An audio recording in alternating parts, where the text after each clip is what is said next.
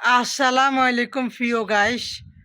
আমি যখন নতুন সৌদি আরবে আসছিলাম তখন একজন লোক মানে এর নাম মনে হয় দালাল হইব আর কি আমারে বলছিল যে লাখ লাখ টাকা কামাইতে পারবা 50,000 টাকা কইলেও পাইতে পারবা, কিন্তু কষ্ট হইতো না মানে মাল দেখাশোনা করবা, ওই মানে দারোয়ানের মতো আর কি সব কিছু দেখাশোনা করবা, এসি রুমে বসে থাকবা, 50,000 টাকা করে মনে হয় বেতন দিব এরকম বলছিল আমারে। তো আমি তো সহজ সরল মানুষ, বোকা মানুষ, আমি তো এত কিছু বুঝি না। তো যাই হোক বলছিল সবাই, সবাই বলতেছে "এই ছেলেটা তো বেকার বই রয়েছে বাড়িতে, কোনো কাজকর্ম পারে না, জানে না, তো ওখানে গেলে অন্তত কিছু টাকা কামাইলে আমরা চলতে পারবো।" তো এই যে আমার দিছিল, যাক আমি নতুন এই বিদেশও আইছি, এখন ভাষাটাও ঠিক মতো অন্ত জানি না, মাত্র 2-3 মাস হয়েছে।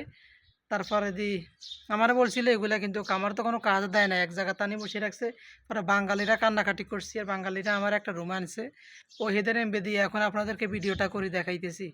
তো এই যাই হোক, এই জায়গার মধ্যে রুমে, এই যে রুমটার মধ্যে থাকি, যেন বাস এরা খাওয়াচ্ছে আর ঘুমাচ্ছি, এখনও কোনো কাজের লাইন টাইন কিছুই পাই নাই। এরকম অবস্থায় ভাই আমি পড়ে আছি, না পাইতেছি এদিকে যাইতে, না পাইতেছি বাংলাদেশে যাইতে, অনেক কষ্টে দিন কাটাইতেছি। এইভাবে দালালে এইভাবে আমাদেরকে লোভ দেখাইয়ে নিয়ে আসছে দালাল বেটা, এটা যেটা আমাদের বাংলাদেশ থেকে এই কেমনে কেমনে করি বিষয় মার করি তারপর আমার দিয়েছে।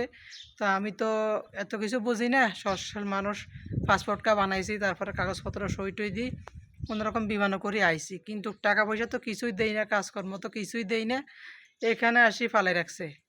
এখন কি কমু, কোথায় যাবো, কারে কি বলবো, সেটা আমি আসলে বুঝতে পারতেছি না। এই যে কি কইমু, কেমনে চলবো, এই বিদেশের মধ্যে কথাবার্তা না জানলে তো সমস্যা, একদিকে তো একদিকে আবার কোন দিকে যায়, কোন মানুষ আবার আর কমই লই যায়, কোনো কিছু বুঝি না আসলে, বোকা শোকা মানুষ। এখন চিন্তায় আছি, এরা বলতেছে ঘরের থেকে বাইরে হইবা না, তো ঘরের থেকে যাওয়া না বাইরে আমি কাজকর্ম কোত্থেকে বা খুঁজবো, বা কে আমার কাজকর্ম এনে দিব, বা টাকা পয়সাকে আমার পকেটে কে দিব, আমি তো আসলে বুঝতে পারতেছি না।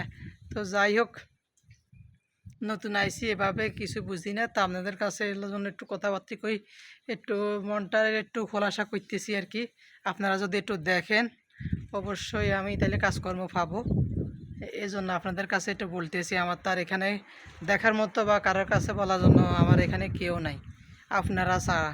তো আপনারা যদি আমার কথাটা বুঝেন, বুঝে যদি আমার এই উপকারটা করেন, কাজকর্ম ব্যবস্থা বা কোন দিকে কাজ আছে দেখাশোনা করাই দেন, তাইলে একটু পারবো আর কি, কাজকর্ম শিখতাম হারি না ভাই, বা দেশের মধ্যেও তো কাজকর্ম তো নাই, আর কেউ আর আমাদের কাজে নেয় না।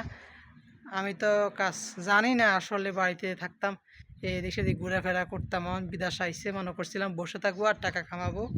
তো এখন তো বসতে পারতেছি না, টাকা কামাইতে পারতেছি না, কোথায় দালাল কে দিছে ভিসা, কার নাম দালাল আমি এখানে চিনিও না তারে। তো যাই হোক, এইরকম অবস্থায় এখন পড়ে আছি, কি করবো বুঝে পাইতেছি না, এখন কি করা যায়। তো ঠিক আছে, আপনারা ভালো থাকেন, আমার জন্য দোয়া করিয়েন, একটু কাজকর্ম ব্যবস্থা করে দিয়েন। সবাই ভালো থাকেন, আসসালামু আলাইকুম, ভালো থাকবেন গাইস।